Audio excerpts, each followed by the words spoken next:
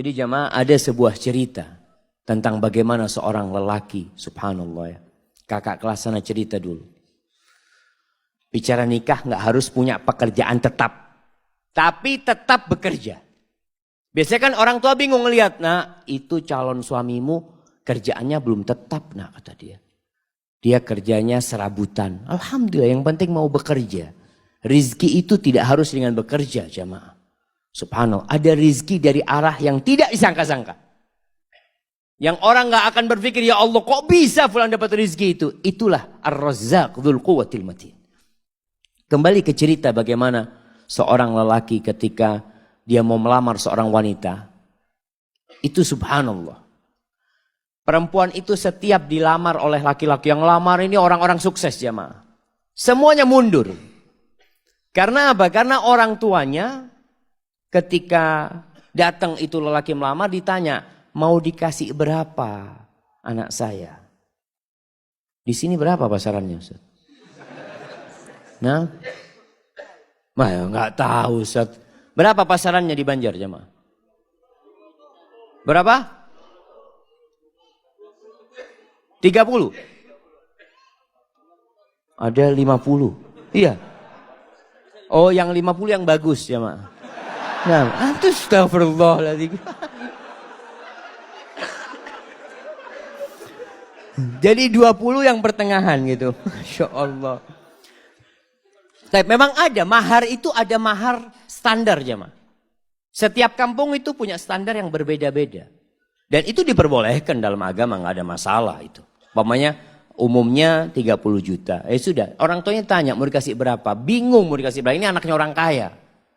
Akhirnya mundur semua. Datanglah seorang pemuda, dia dengar tentang anaknya Fulan ini.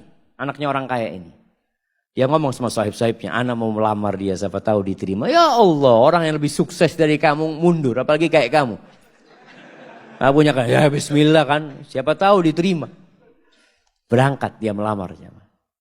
Ini tidak harus cinta, tapi cocok. Berangkat dia. Sampai ke sana ngobrol sama calon mertuanya. Sama ditanya sama calon mertuanya. Mau dikasih berapa anak saya?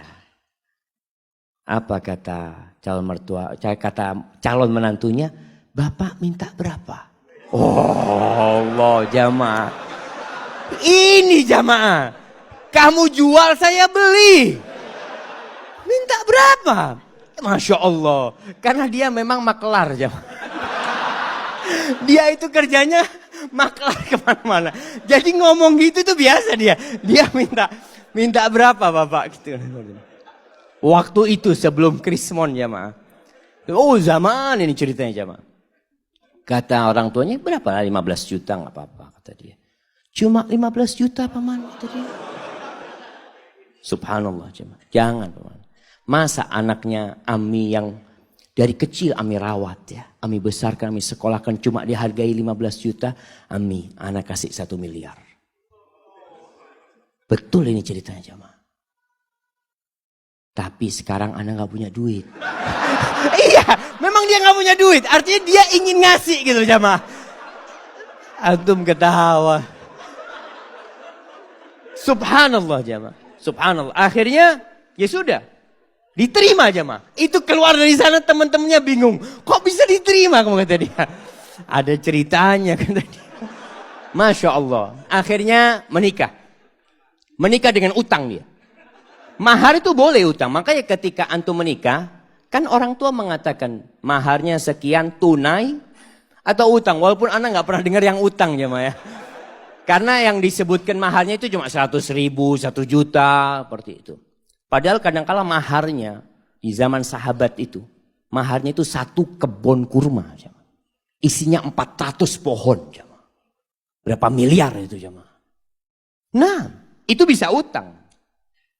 Akhirnya menikah.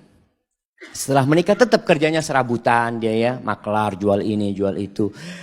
Dia punya utang 1 miliar. Subhanallah jemaah. Suatu saat dia cerita.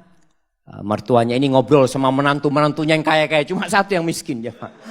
Yang kaya-kaya. Ngobrol masalah durian jemaah. Oh Masya Allah durian yang enak. Durian ini itu macam-macam. Akhirnya si menantu yang miskin ini minta izin. Paman, ana mau keluar dulu sebentar ya, kata dia. Akhirnya dia keluar rumah. Ke tempat sohibnya, pinjem duit 20.000. Ana pinjem duit 20.000. Buat apa ini? Mertua ana kepingin durian.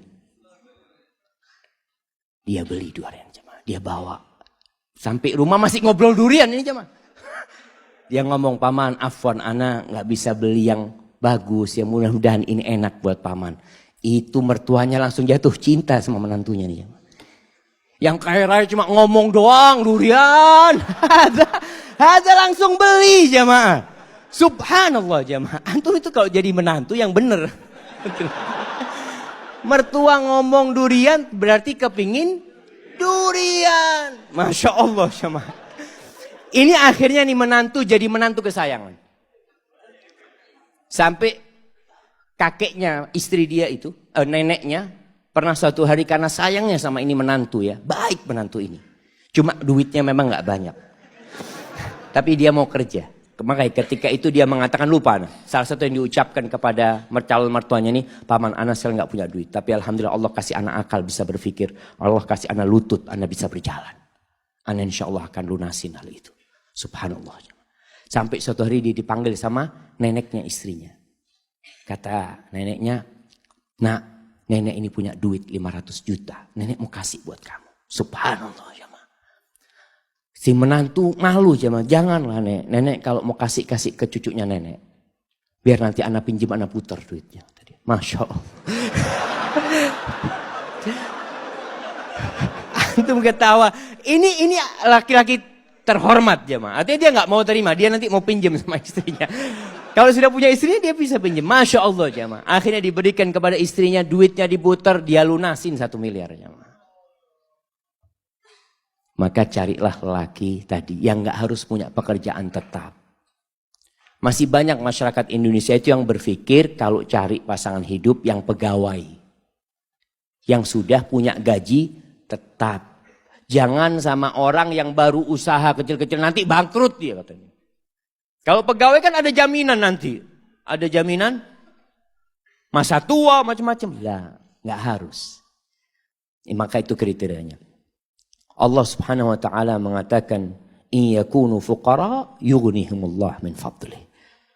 Wa ankihul ayama minkum wassalihin min ibadikum wa imaikum in yakunu fuqara yughnihimullah fadlih." Kalau mereka orang-orang fakir yang kalian nikahkan, Allah yang akan cukupi.